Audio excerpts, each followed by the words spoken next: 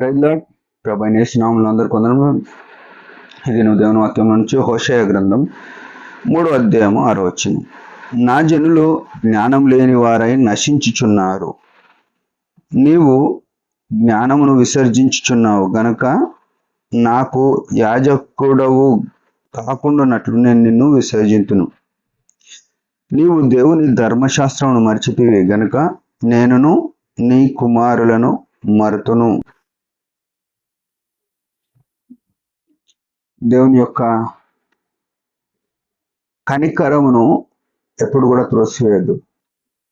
యేసు ప్రభు శిలువలో ప్రాణం పెట్టి సర్వమానవాళి కొరకు, ఇంకా ముఖ్యంగా తెలుసుకోవాలంటే నా కొరకు ప్రాణం పెట్టినాడు అనే విషయం నాకు నేను, మీకు మీరు ఎరగాలి. అయితే దేవుడు ఏమంటున్నాడు? జ్ఞానం లేని వారై నశించుచున్నారు. జ్ఞానము అంటే క్రీస్తు జ్ఞానము అయ్యున్నాడు. జ్ఞానము సర్వసంపదలు క్రీస్తునందు గుప్తంలో ఉన్నాయి. జ్ఞానం అంటే ఎవరి దగ్గర ఉందో అనుకుంటున్నాం మనం. పుస్తకాలలో ఉందనుకుంటున్నాం, లేకుంటే లోకంలో ఉందనుకుంటున్నాం, ల్యాప్టాప్లో ఉందనుకుంటున్నాం, సెల్ ఫోన్లో ఉందనుకుంటున్నాం, గూగుల్లో ఉందనుకుంటున్నాం. కానే కాదు, జ్ఞానము క్రీస్తే. ఎందుకంటే భూమి మీద గూగుల్లో సెర్చ్ చేయండి, ఎవరు జ్ఞానవంతులు అని కొడితే సొలొమోను జ్ఞానవంతుడు అని వస్తుంది బయటికి. సొలొమోనుకు జ్ఞానం ఇచ్చింది ఎవరంటే యేసుక్రీస్తు ప్రభు.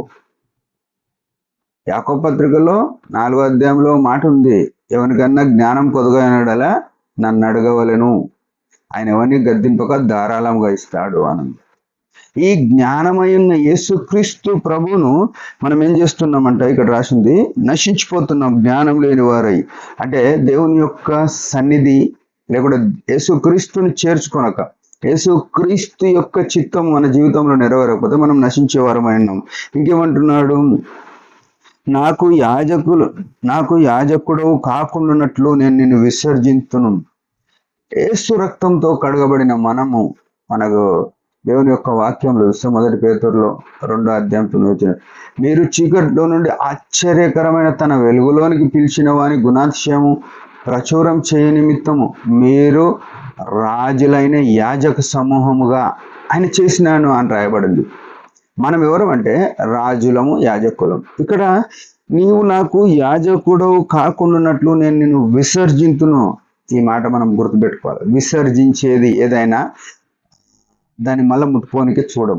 ఏదైనా కానీ దాన్ని మళ్ళీ టచ్ చేయలేం, అది మళ్ళీ తీసుకోనికే అవకాశమే లేదు.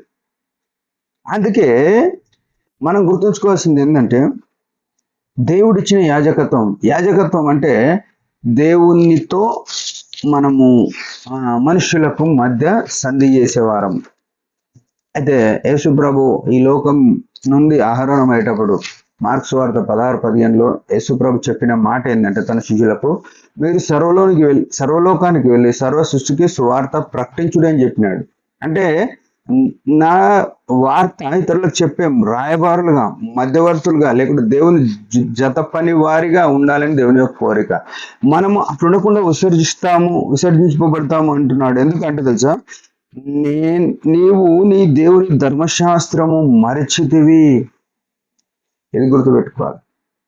ధర్మశాస్త్రం అంటే దేవుని యొక్క వాక్యమును, దేవుని యొక్క చిత్తం బయలుపరిచే ఈ గ్రంథమును, లేకపోతే ఈ వాక్కులు మనం మర్చిపోదు. కీర్తన 119:50 అంటాడు, నీ వాక్యము నాకు నెమ్మదినిచ్చున్నది, ఇదే నా బాధలో నాకు నెమ్మది కలుగజేస్తున్నది.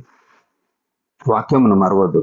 మరిస్తే ఏమైతుందంట, దేవుడు ఇంకో స్పష్టమైన మాట, నేను నీ కుమారులను మరుతును. అంటే మన కుమారులు అనే మాట మనకు పుట్టినోళ్ళు ఉండొచ్చు, మన ఆత్మీయంగా కన్నులు ఉండొచ్చు, వాళ్ళకి మర్చిపోబడతారంటే ఇక ఉండేది కష్టం అని చెప్తున్నాడు.